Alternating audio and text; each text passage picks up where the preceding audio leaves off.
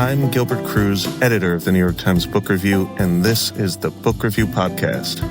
On this week's episode, the actress Sarah Jessica Parker, best known for her work in the HBO series Sex and the City, SJ, as she prefers to be called, is also a voracious reader.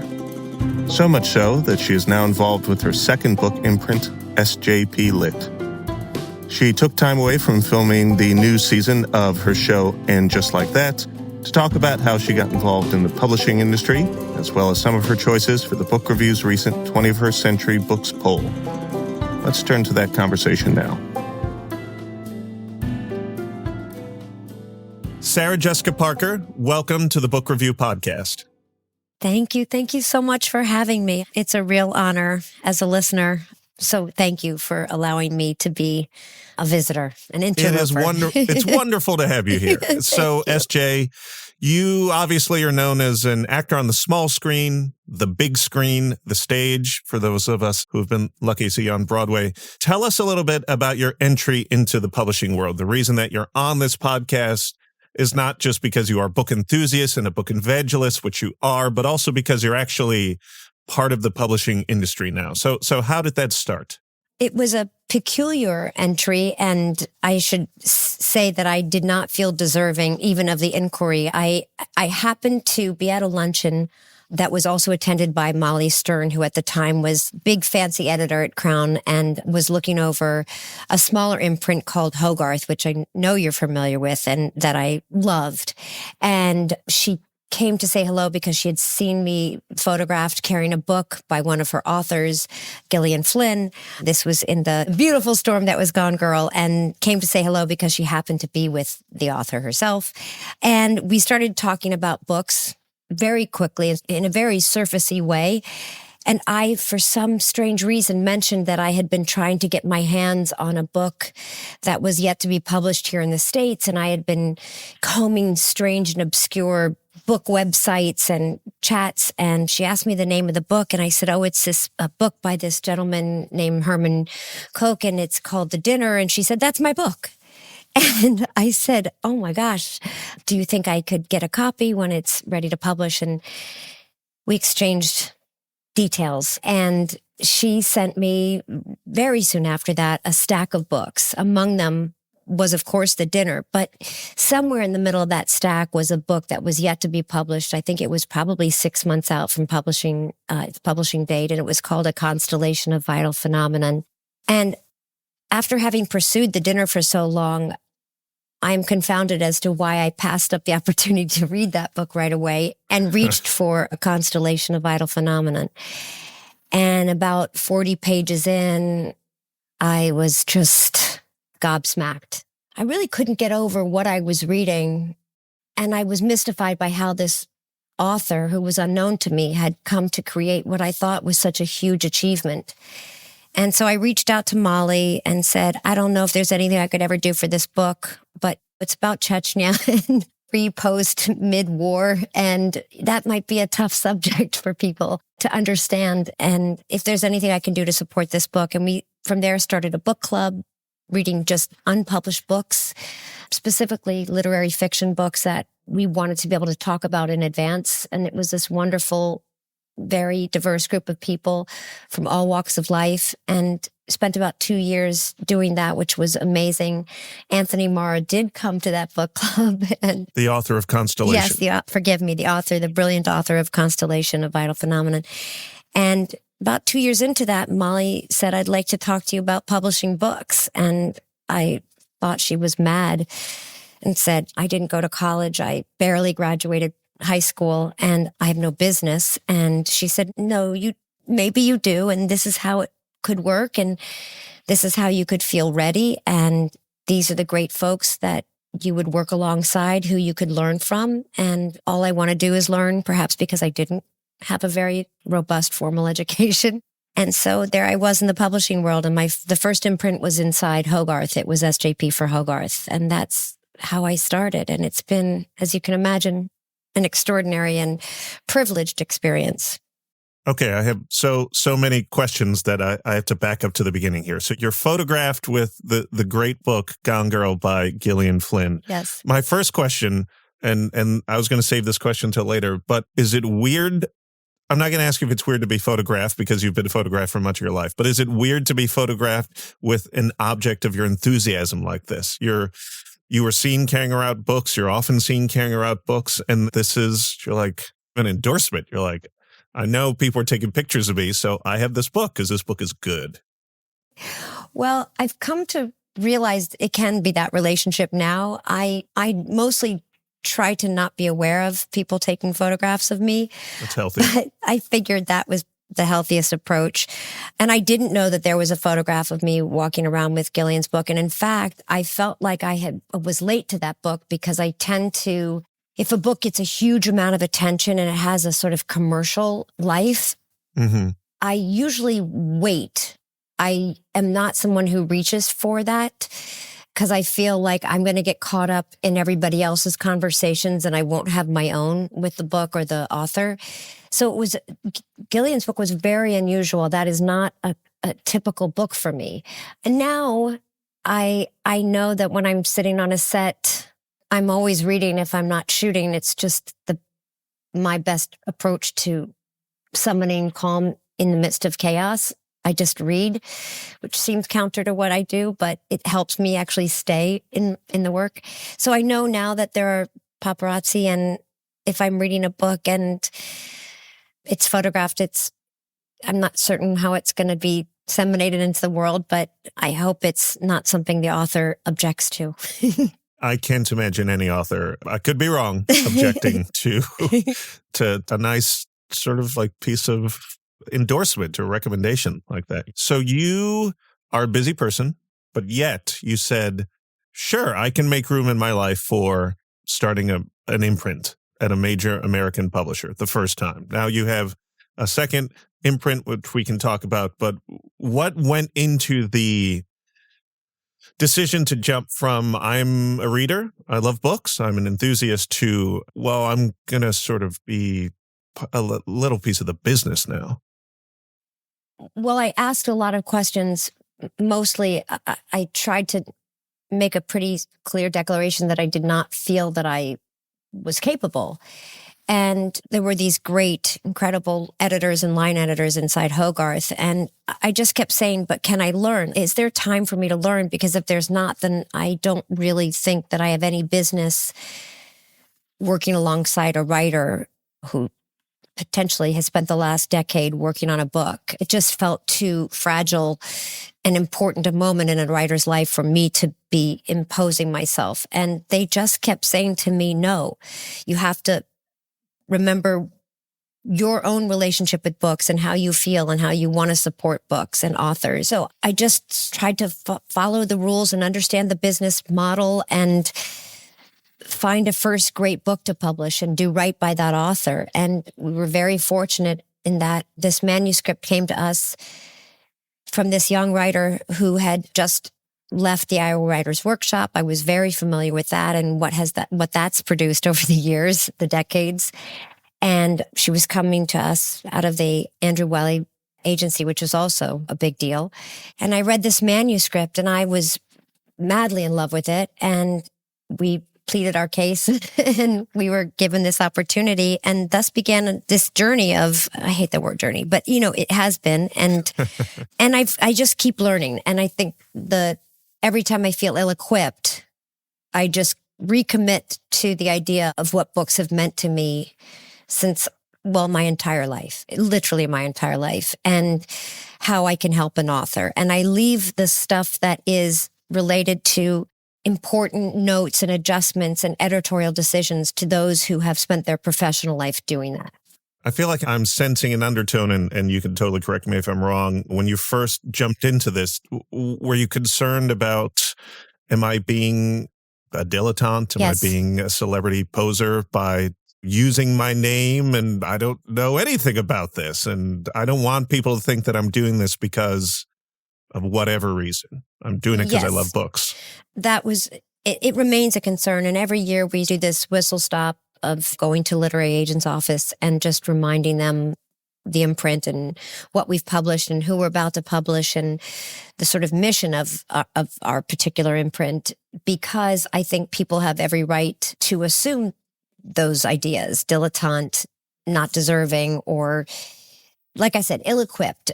People have spent, their whole lives in higher education, and then they come out, they're pursuing this dream of being in publishing in a variety of jobs. And I didn't, and I was very concerned about perception, but also my own concerns for myself about taking care of a writer. And I think also there was an idea about the kind of books that I wanted to publish. I was at first a lot of manuscripts with spirited women in New York City. Can't imagine why. And I love playing that particular part, but it's not the books that I reach for ever. And that was initially, it took repeated me impressing upon people over and over again. I love that there's an audience for those books. I have no judgments about what anybody reaches for, but what I'm interested in, initially the gold standard for me was a constellation. That's the place I want to be in publishing. Those are the kinds of voices I want to be shoulder to shoulder with. And what is it like when you are trying to convince an author to join your imprint? What are the conversations you're having with them? You say, I'm not Knopf. Right. I'm not. How did you know I say that? How did you know I say I'm not Knopf? I say it all the time, and I just get to that right away because I know that's who they're talking to. I always say, I know we're not Knopf. I can't compete with Knopf. I'm not Scribner, or I'm not, Yes. You pick a bunch of other imprints. So what is your pitch? And then how do you maintain relationships with writers along the way without getting too much into their business? My pitch is my response to their book and the details that remain with me, and why I think it's an important book for greedy readers like me, and how exciting it is to imagine them being introduced to readers for the first time, because a lot of these writers are debut novelists, and how I imagine the book should be seen and heard, and how much I want to support it, and the ways in which I'll do that. And I say, I know you should be having conversations with lots of people because you're a superstar, but we will take care of this newborn child. We will do everything within our power to make sure this book is pressed into as many hands as possible, and to scream it from the rooftops with elegance and the soft sell, the hard soft sell. Yeah. Yeah. And then you just wait and see what happens. And when we're fortunate enough, when an author says yes to us, we have fantastic editors, and they're part of that initial meeting with an agent and an author. And I stay out of it. I always say that, it's such a delicate relationship with an actor and a director on a set, and a director comes over and gives notes, and it can either be, hugely helpful, or it can destroy you and you crumble, whether you've been an actor for 40 years or 4 months, you literally you dissolve into something that feels like you're worthless. You have nothing to offer. And it's so delicate. And those conversations between editors and authors, I think, are equally as fragile and fraught. You can say something huge that's really helpful, insightful, creative, inspired, or you can destroy somebody. And I don't want to be anything but the cheerleader, the person that can then introduce them to the world. I read drafts. I'll read a draft and I'll say things like, if it's this year, maybe there's not headphones that are that large over their ears. Or I'll notice inconsistencies in time and place, because I'm used to that from my work. But I really don't want to get into those bigger questions of story, character, unless the author says to me, and they do sometimes, well, what do you think? But I'm very thoughtful and sensitive to the relationship that already is there, which is special and tender. And they don't need a second set of eyes, in my opinion. We'll be right back.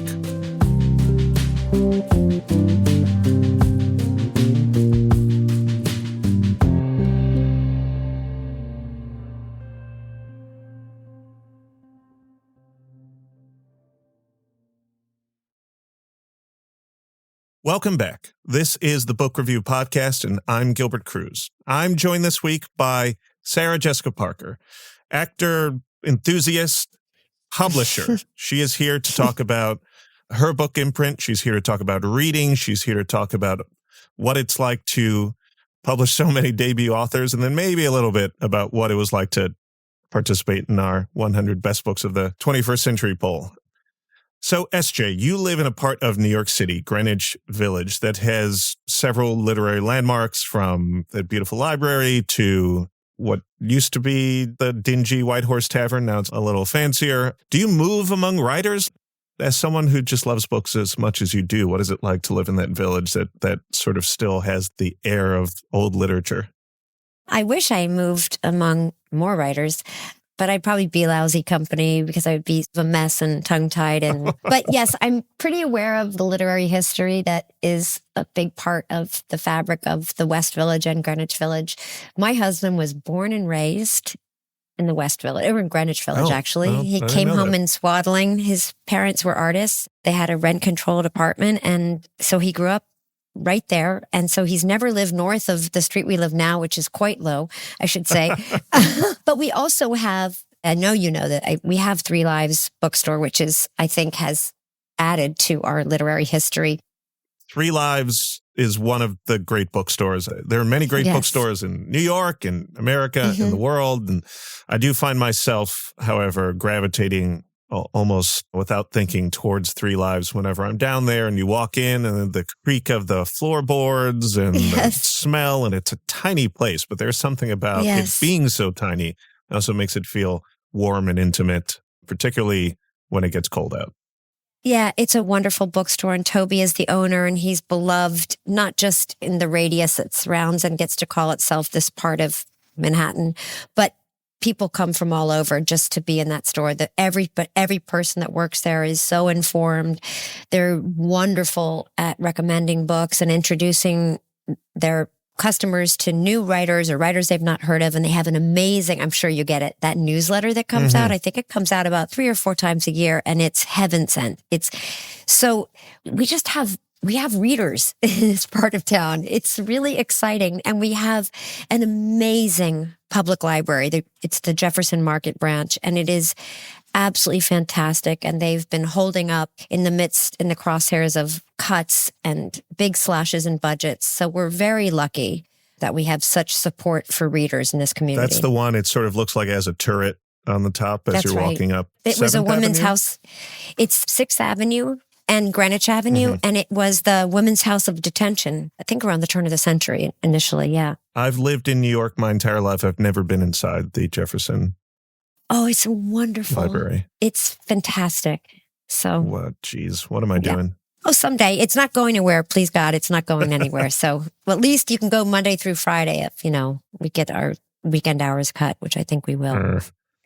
Yeah. One of your earliest Broadway roles, possibly your earliest, I think, I looked up the review, was in a production of The Innocents, directed by Harold Pinter, which is amazing. Yeah. This is a version of Henry James's ghost story, The Turn of the Screw. I'm just curious as to what you remember from that production. I love the film of The Innocents. I love the book, The Turn of the Screw. Do you remember anything from that early production? I do. I remember a lot, probably not everything, but it was even at 11, and I didn't yet live in New York City. I was still living in Cincinnati, Ohio. But between Harold Pinter being, if not married to, then partnered with Lady Antonia Fraser at the time, and Claire Bloom being with, at the time, Philip Roth, and my mother, who is the reason that I'm a reader, is because I don't know anybody who reads more than my mother and has forever. In fact, I can just tell you very quickly, when my mother was in the 7th grade, she went to a college preparatory public high school in Cincinnati, Ohio, and the librarians would save her the New York Times, the New York Times for her. Really? That's how much of a reader she is. Yes. They saved her they were subscribers to the New York Times and the New Yorker, and they would save it for her from the time she was a very young girl. Oh my God. What was the headline of this experience in some ways was the fact that we were traveling around the Eastern Seaboard and London with Philip Roth and Harold Pinter and Claire Bloom and Lady Antonia Fraser. And I remember my mother reading Mary, Queen of Scots. So this was a really big deal. And of course, Goodbye Columbus, all those early books of Roth were talked about in our house a lot. So there was that part of the experience, which was vivid and remains very vivid in my memory, but also just being on stage, never having really been on a proper professional stage. It was a theater that is no longer there, called the Morosco Theater, which was a beautiful, tiny house. Yeah, it got torn across down, the street. is that? That's right. Lots of actors and people protesting it.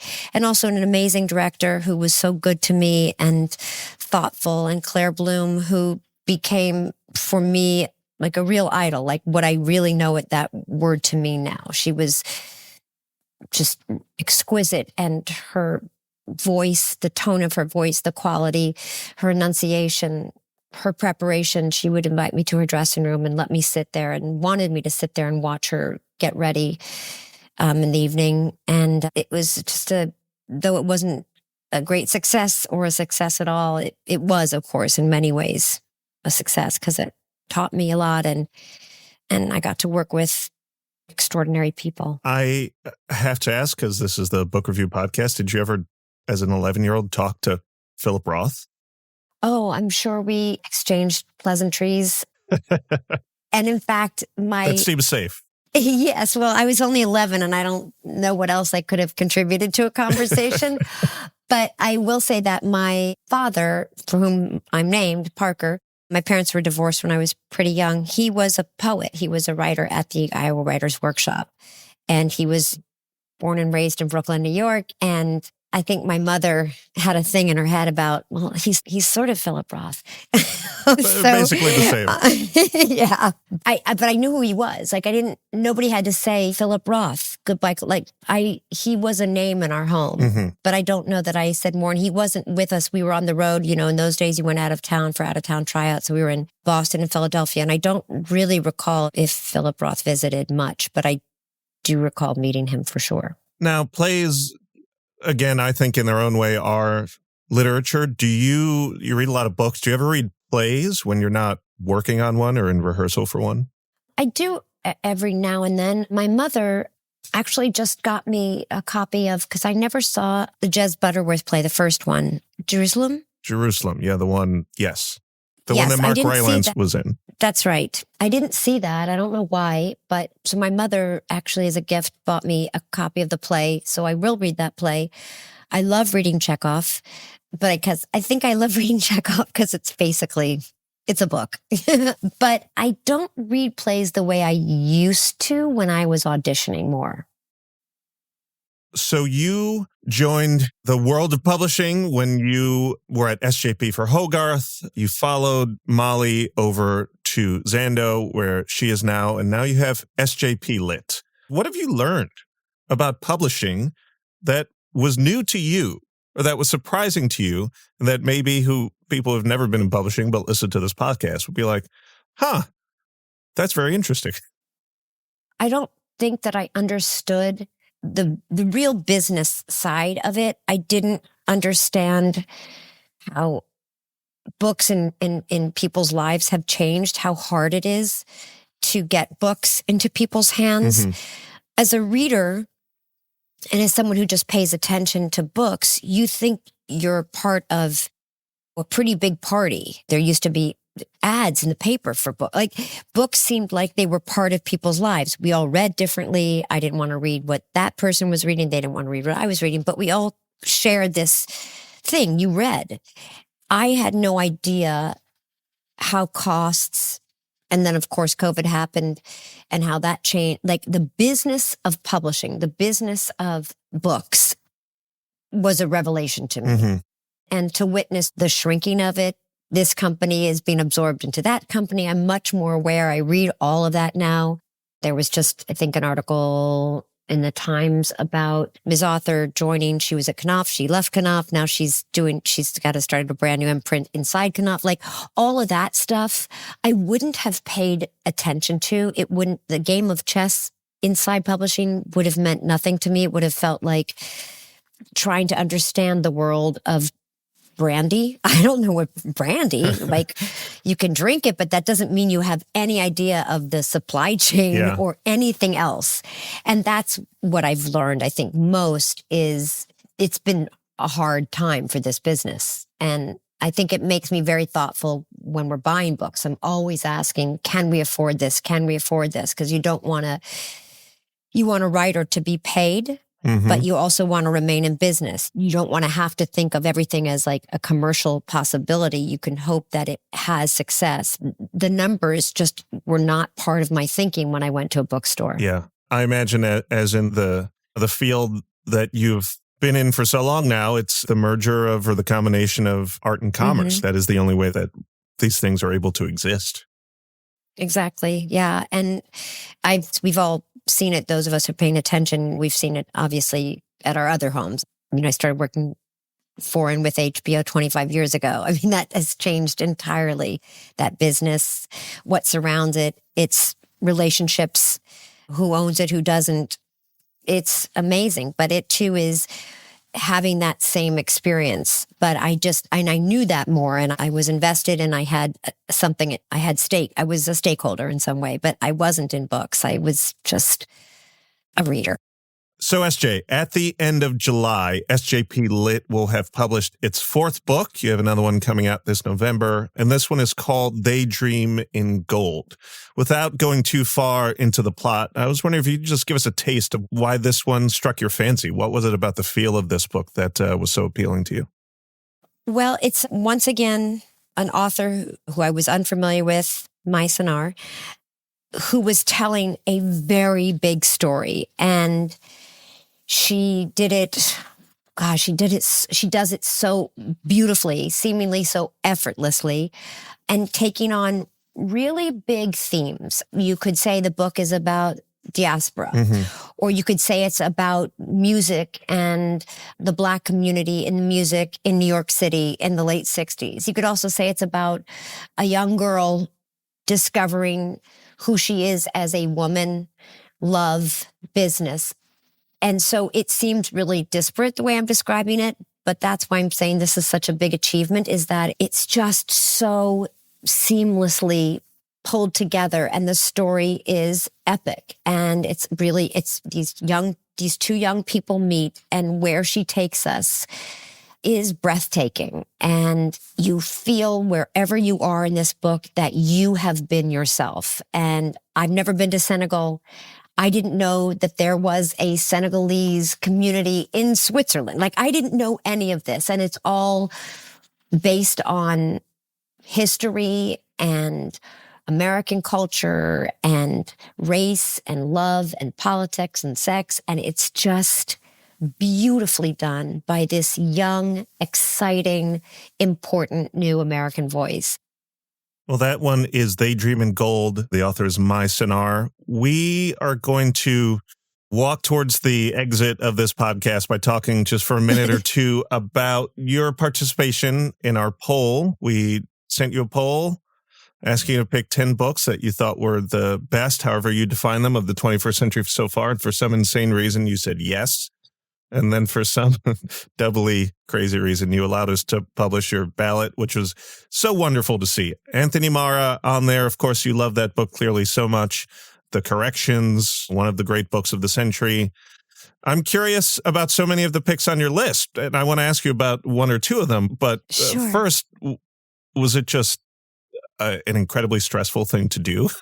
Yes, it was perhaps the greatest honor of my life, and also something that I wish you'd never allowed me to do. Yeah, because this it is was so good to hear. And you must be hearing this from the very lucky other many hundreds of people. I don't know, maybe some people approached it and it was easy and they didn't struggle or worry about people's feelings, and authors that you would flatter yourself you could actually upset by not including them. But I went through all of that. My list was so long, and I really struggled. And in fact, when I sent the list to my sister and my mother, because we just talk about books and trade books all the time, my sister said, I don't know how you did that. How did you pick 10 books? And I can't answer her text because I can't describe how awful it was, how truly awful, but also how absolutely thrilling it was to be reminded and to think about how many books I've loved. And I think the best part of the whole experience is just seeing everybody else's list. And Absolutely.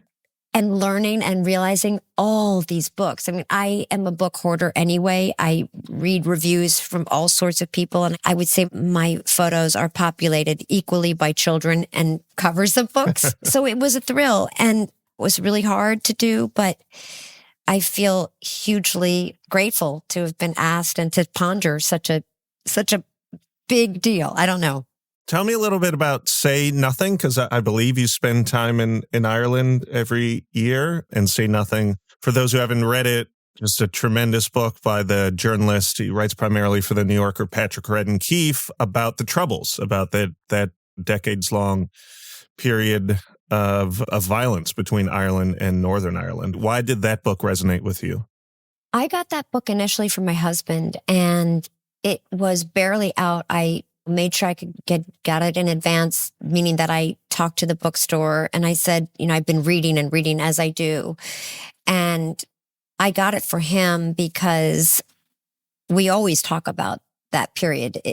Only recently do we think that period doesn't exist. Like, it's not, I've known my husband long enough to walk through every major achievement toward peace. Mm-hmm. But I took the book. I took the book.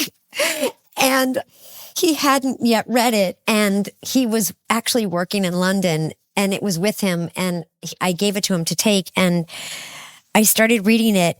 And I thought, oh, he's taken this really complicated period of time. And if you weren't educated or hadn't paid attention, or it seemed too complex, and it is, he's turned it into a thriller. Like, he's allowed us this experience of this train that was this period. And he's done it the way in which he has been writing for the New Yorker forever. At one point, I remember just laying in bed and gasping at one particular moment. You know the book. You know the moment that something is revealed. Mm-hmm. And it is shocking. And I think that period really deserves examination. And I feel like that was the first book I read that allowed me to see it and try to know it from other perspectives and different points of view. And I think the great follow-up to that book, in my opinion, was Once Upon a Time in Northern Ireland, which was an incredible documentary series on PBS that everybody should watch. I don't know if you've seen it, but I haven't. It's incredible. It's maybe one of the best documentaries I've ever seen. And it's, I think, a 4 or 6-parter. I just think that Patrick Radden Keefe has the ability to take a subject. He just wrote this incredible article about this young man in London. Mm-hmm. I don't know if you read it in the New Yorker. That's an incredible piece. He puts speed on things. He puts his foot on the gas without disrespecting anybody or anything, the unthinkable circumstances that surround the reason for his interest in the subject, violence and death and bad people or good people or what you think are bad. And you've recommended this book, not only, I imagine, over the years to many people, and then many thousands of people now that you've put it on your list. But I did not realize that was number 19, I think, on your list. Yes. So I'm not alone. This wasn't this was in no way like, how good of you to have noticed young Patrick Radden Keefe, because there were other things that weren't, like Wave, which I think was a really important, surprising, almost unbearable book. The Sadness, A Study in Grief, that I've not seen, read, or been inside of. And A History of Burning. Some of the books on my list, they might not have made it. They didn't get a number around them necessarily, but I think they're equally important. And I think they made me think and feel as much. They took me to places I haven't been. I smelled things I haven't smelled. You know what I mean? I was on train tracks in parts of the world that I will probably never see. And then there's Donna. I don't know. You'll see these places. I hope so. I hope so. I hope so. But then there's the Goldfinch. There's the great Donna Tartt. She's overdue. I know Donna Tartt likely has never listened to a podcast, which is maybe the way to live your life. But if you happen to be like, help us out here. Can you publish a new book? I have a daughter who's a crazy reader, and she is in the midst. She's like in her I'm going to say she's in her sophomore year of having fallen in love with Donna Tartt. And it is really something to see. It is. And she says to me all the time, Mama, it's been more than 10 years. It's 10 years. She's usually pretty regular. And I was like, I know it's painful. Everybody I know is waiting, but I respect her timeline. Some of us are waiting for the next movie in the Before Sunset series. Some of us are waiting for the next Donna Tartt book. Some of us are waiting for both. Right. There's that. That's me. Sarah Jessica Parker, actor, book lover behind SJP Lit. You will never see her out there in the world without a book in your hand. And my question is, why isn't everyone like that? Thank you for coming on to the Book Review Podcast. Oh, thanks a million for having me. It was really lovely. That was my conversation with the actress Sarah Jessica Parker. I'm Gilbert Cruz. Thanks for listening.